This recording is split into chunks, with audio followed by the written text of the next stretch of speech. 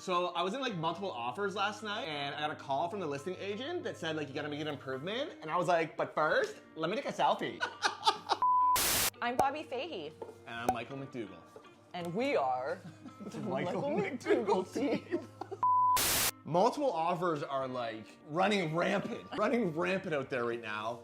And I think it's only wise of us to talk about this because there's a lot of buyers that just don't even know where to start in a multiple offer situation.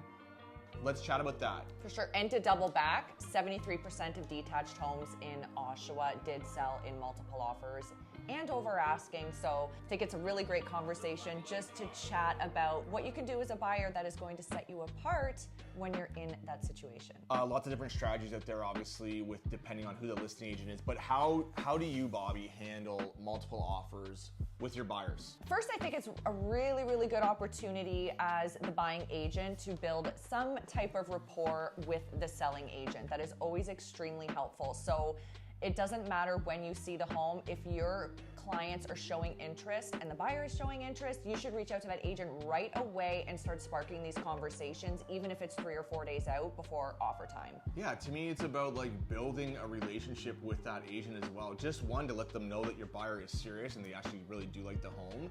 And two, it just gives you a chance to have more conversations. I get offers all the time on properties and I've never talked to that agent. I don't know who they are. They just send an offer through email. And I get they're probably worn down from losing, so they just stop doing that. But I will say it's super important to build that relationship with that agent. Not that they're gonna favor you or anything, because we can't do that, but I just think it's nice to know they have a chance to ask more questions about your buyer and you have a chance to educate them more about why your buyer is super qualified. Exactly. I also think it's a really good opportunity as well for buyers to submit a letter and just break down who they are as people, why they want to move there, why the house was so special to them, or why that particular area is of interest to them. Because yes, value is probably on the top of every seller's mind, but I do believe that there is a large chunk of sellers that really do care about who is moving into their home. So submitting that letter, providing a photo of yourself, your family, whatever that looks like for you, to really get an in-depth look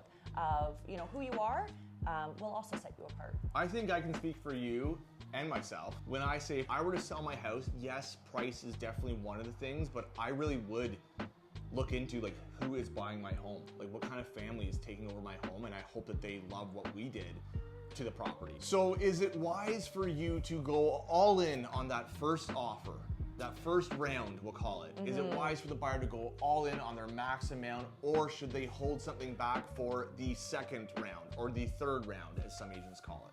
I do believe that most buyers do want to hold back a little bit. Every agent is different, so that's another reason why you should reach out to the agent to find out what their offer presentation strategy is, because not every listing agent is going to provide a second round, and they do just want your best and final offer. So it's important to know what they're looking for on offer day. And if they are going to provide a second round, I feel like my goal with my clients is to provide an offer that is definitely going to get you in the top 2 or 3 to get that extra call back. But when we're talking about holding back money, it's like $10,000, $20,000. I would not hold back a large chunk of cash. I would just hold back enough that you can make an improvement with still somewhat bringing forward your best offer and your best price right out the gate, with having a little bit left over to provide with an increase. I think the best thing to say too is just like have no regrets, right? Like at the end of the day, if it sold for an amount that you would have paid, you're gonna have regrets. Go to the value that you feel, hey, if it's any more than this, then I'm fine to walk away from this property. Exactly. And I also think with the no regrets as well, I think it falls both ways. Win or lose, you're happy with that price. Because I know a lot of buyers stress a bit about, okay, I won, but did I overpay for the house? So, at the end of the day, you're never gonna know what anybody else offered anyway. So make sure that that winning offer is also a price that you're comfortable paying regardless, and you don't think about whether you overpaid or not, that it is an affordable price, you love the home, and it works for your family. Okay, Kasia told us to keep it short, and yeah, we're just talking away. I feel like we're good. Follow us on Insta at McDougall Team. If you guys have any questions about buying, selling, DM us. One of us will get back to you right away. Bye. Thanks. What was that? Thanks.